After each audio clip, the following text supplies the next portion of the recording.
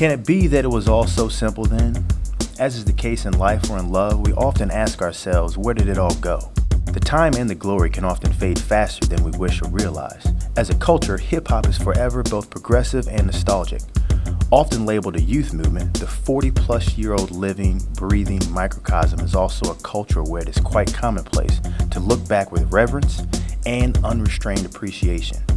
Perhaps a big reason why classic hip-hop radio stations are popping up, why superstars do classic album-focused shows, why vinyl sales are resurging, and iconic logos are regularly licensed for t-shirts is this: we want to relive it, or wish we had lived it in the first place. Wisdom dictates that to know your future is to know your past, and in rap music, everybody is building a time machine to their own version of the glory days. The nostalgia effect is a strong one in hip-hop and causes us not only to look back with optimistic revision, but also at times prevents us from embracing the greatness of late. It is not uncommon to hear someone argue that there are no classic albums in the last 10 years. While classics take time to reveal themselves, greatness requires no delay to be acknowledged. But is it possible for an artist who's been on the scene for 5 years or less to be considered the greatest of all time? Ironically, this question can be answered by looking to the past. Rewind back to 1984. While there were hip-hop giants before him, Busy B, Curtis Blow, Grandmaster Caz, many at that time would argue that Grandmaster Melly Mel was the GOAT, even before that term was coined. With his booming voice and string of politically charged songs, he had literally changed the message of hip-hop. Even if heads disagreed, and plenty likely did, no one would have thought it was crazy to make the claim or suggest there could be a greatest MC in the genre that was only 6 years old on wax. Similarly, if you set the time machine down to 1992, a time when hip-hop had seen the rise of Run DMC, EPMD, A Tribe Called Quest, and so many MCs revered as GOAT contenders today, you would have been hard-pressed to find any head who did not feel justified in claiming Rakim was the GOAT, or KRS-One, or LL Cool J, who would go on to coin the very term.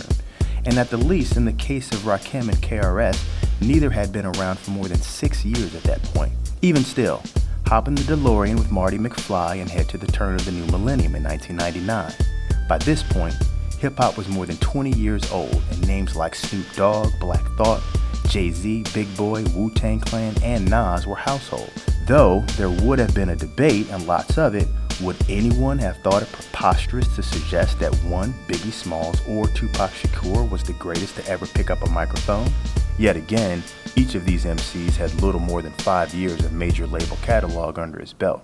And in the case of Biggie, it was a mere 3 years total.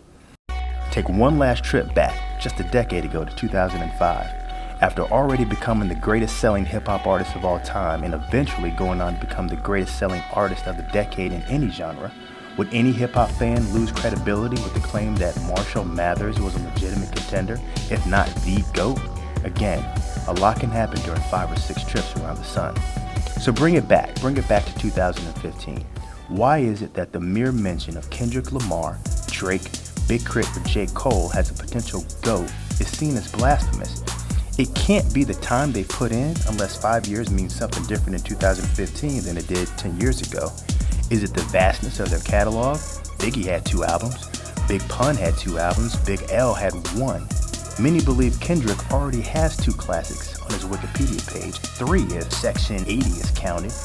And for many present-day artists, their mixtapes are album quality or better. So again, what makes a 5-year period, 10, 15, 20 years ago, more credible than a 5-year period now?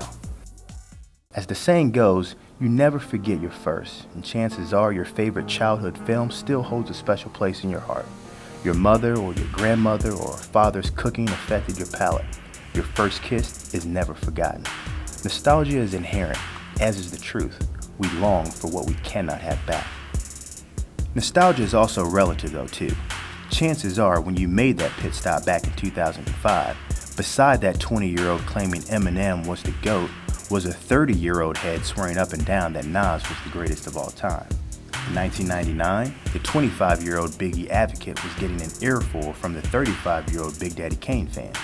And in 1984, the 18-year-old Melly Mel zealot was catching it from the 28-year-old Grandmaster Caz fan, who was there when rap music as we know it started.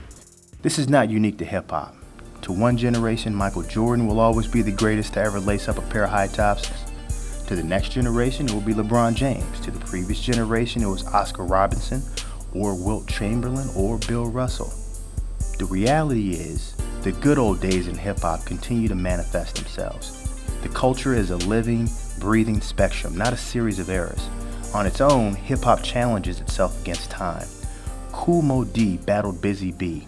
KRS-One challenged Melly Mel. Snoop chided Eazy-E. Nelly ruffled KRS's feathers, and so on. The GOAT contenders in '85 were different than those in '95, and those in 2015 will be different than those in 2025. And if the culture is to continue to grow over time, that's exactly how it should be.